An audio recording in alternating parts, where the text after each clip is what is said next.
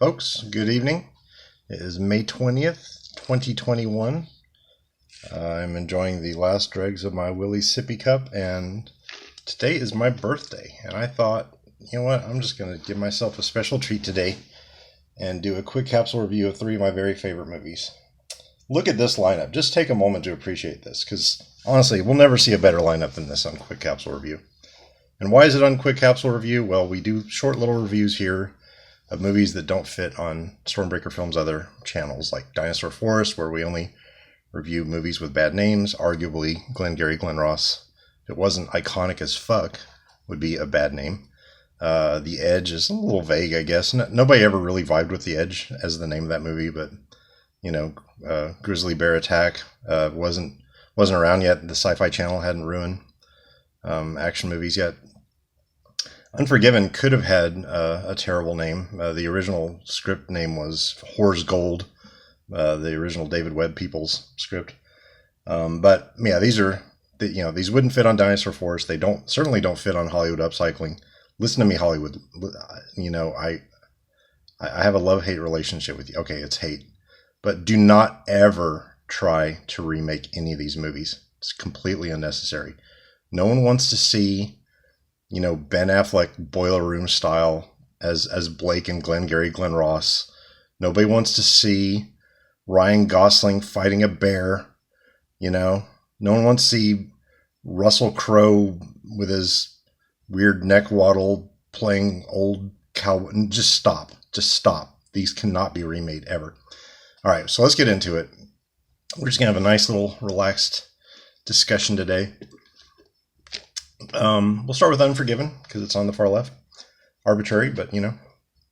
So Clint Eastwood is kind of a cinematic hero of mine. I wasn't a big fan of his stuff growing up, like with the Dirty Harry movies. I never really watched those, but there's just something about him. You know, when you saw him on screen, you're just like, wow, that's a legit movie star.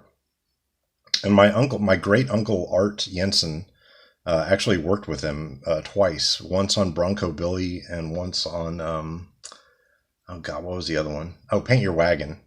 And it's funny too because I tried to find him on those DVDs, and he's super easy to get to. I think he's like at the start of a chapter. If you skip, he's the guy with the long Santa Claus beard.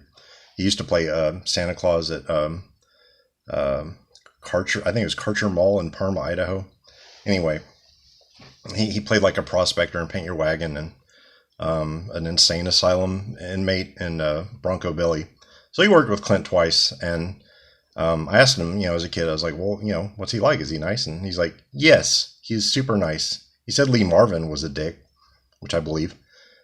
Maybe the most easily believable thing I've ever heard, as a matter of fact. But he said Clint was super nice. And, you know, it's just kind of nice to hear that your heroes are actually cool people in real life.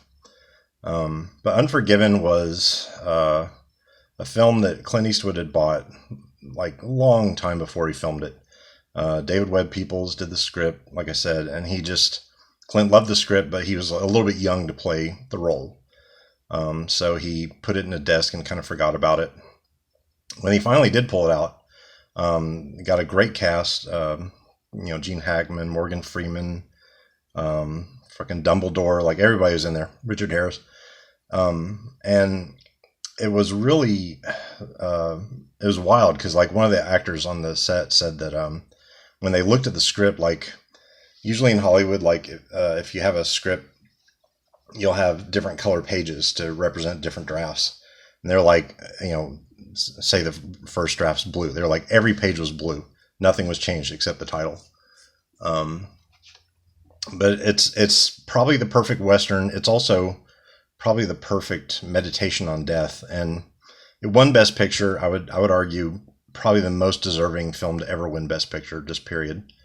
And when he won, he was very gallant as well, because the theme at the Oscars that year was women in Hollywood and their contributions. And he was one of the few award recipients who kind of played along with that theme. And so I'm sure he could have said a billion things about what it was like to, you know, direct himself to Oscar Gold and all this stuff. But, you know, he played along, and he went into, you know, the costume department, the actresses involved, like the production staff. And, you know, he was very very gallant fellow.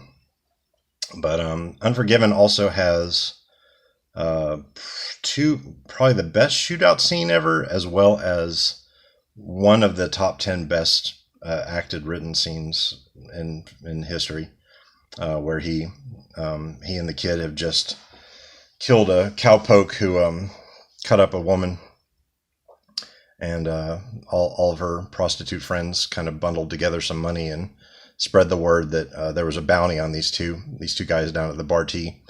And so Clint Eastwood is a washed up assassin, gets dragged into this because all of his hogs have the flu and he's got 2 kids to take care of. And anyway, the kid who he's with, who was he, the Schofield kid, he's full of braggadocio, but he's never actually killed anyone. He finally shoots this guy to death on the toilet, and while he's in the outhouse, and he's drinking, and he's like, I killed the hell out of him, and it just hits him in waves, like how horrible it is, and how he never wants to kill again. And he's like, but I guess he had it coming. And Clint Eastwood was just standing there with the scarf blowing in the wind, the gray sky, looking grim. He says, we all got it coming, kid. And it's just the whole movie is glorious. It's very, like I said, it's part Western, part meditation on death. There's some genuinely creepy scenes where he's fallen ill, and Gene Hackman just beat the shit out of him for carrying a firearm in a bar. The town of Big Whiskey does not accept villains carrying firearms, and at one point he's like near death from a beating and catching a cold in the rain, and he's talking about seeing the angel of death and how he has snake eyes, and it's just, there's so many beautifully written scenes. It's a real challenge to talk about movies this good, because I'll be the very first to admit, positive movie reviews are kind of dull. That's why I'm trying to pepper in some interesting trivia about these. It's much more fun to watch, a shitty movie get trashed. But anyway, we'll move on. So next up is Glengarry Glen Ross. My friend Eric Young introduced me to this movie, and this came out in the 90s, and it was my first introduction to David Mamet, who's one of my all-time favorite writers, as well as favorite directors. Although he wrote 2 of the movies on this episode, but he didn't direct either one. This one, Glengarry Glen Ross, was directed by James Foley, who directed probably the greatest scene in Twin Peaks, actually, when Harry Truman screams at Cooper that I've never given anyone my gun in my entire life. And he's done a bunch of other stuff, but most recently he did a couple episodes of House of Cards, also with Kevin Spacey. Yeah, it's I don't even know where to begin with Glengarry Glen Ross. It came out in the 90s when there was a little spate of volcano movies. And at the same time as these dueling volcano movies, Dante's Peak and Volcano came out, you also had a couple of movies come out like Liar Liar and Glengarry Glen Ross. I know that's a weird thing to lump it in with, Volcano and Liar Liar, but Liar Liar and Glengarry Glen Ross both culminate in human volcanoes just going off. And in Liar Liar, Jim Carrey goes ballistic. In Glengarry Glen Ross, you have one of the greatest dressing down scenes of all time, where Al Pacino just tears into Kevin Spacey for blowing a contract with a client. And it's amazing.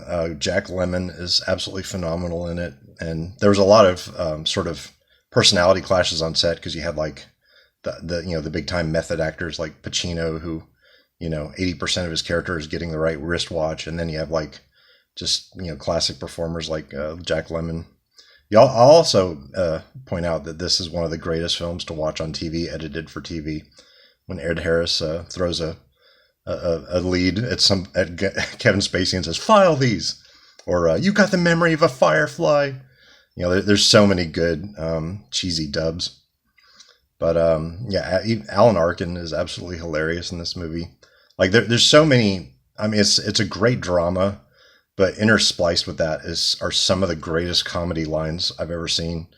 Like when Jack Lemmon's telling Al Pacino about a great sale he made, and how the woman, Mrs. Nyborg, brings out her brings out some cake, and Al Pacino's like, homemade, and Lemon's like, store bought, and Pacino just says fucker. It's so great.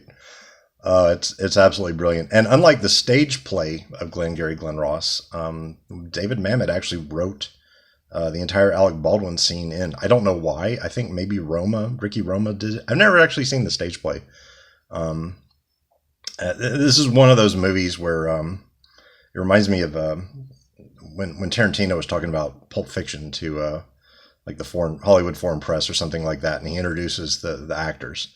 And he's like, these are the people that made my screenplay obsolete. Like once you crystallize a character with a performance like with an Ed Harris or an Al Pacino or an Alec Baldwin, like you do not need anything else. And there's even unlike some David Mamet plays, this actually has a woman, a female character in it. I think she says, going out tonight or something like that. Like one line. He definitely likes the boys clubs. Anyway, moving on. Next up, we have probably my favorite movie. I sort of vacillate in the comic world between Watchmen and The Dark Knight Returns as to which one's my favorite. And usually The Dark Knight Returns wins. But in movies, it's a completely different thing. It's either The Edge or The Dark Knight. There's always going to be Batman involved. I don't know why. He's the best. But the Dark Knight, the Dark Knight with the way Joker was done perfectly and everything, like it's just one of those things where it's like I could have unfortunately lived my whole life without ever seeing a perfect Batman movie, and I actually was lucky enough to see one. But The Edge, at this point in my life, I'm gonna have to give it the edge, so to speak. I'm gonna have to give it the award. I think this is my favorite movie of all time. Let me just zoom in. Look at that. Look at those guys yelling in the woods. I don't know why exactly. I mean, it's a bear movie. Like, there's a killer bear in it. Bears scare the shit out of me. So do sharks. It's well acted. I think ultimately though, it's not only a great dramatic piece that gets me emotional, but it's also a hangout movie because the cinematography, the wilds, absolutely beautiful. Reminds me of my childhood, summer spent in McCall, Idaho. Anthony Hopkins isn't completely unlike my dad in appearance and manner. Alec Baldwin, he may be politically my antichrist, but I'll tell you what, in the 90s, he was probably my favorite movie star. He picked great role after great role. He delivered. He delivers a great emotional performance in this one. I mean, look at that. He brings down the curtain.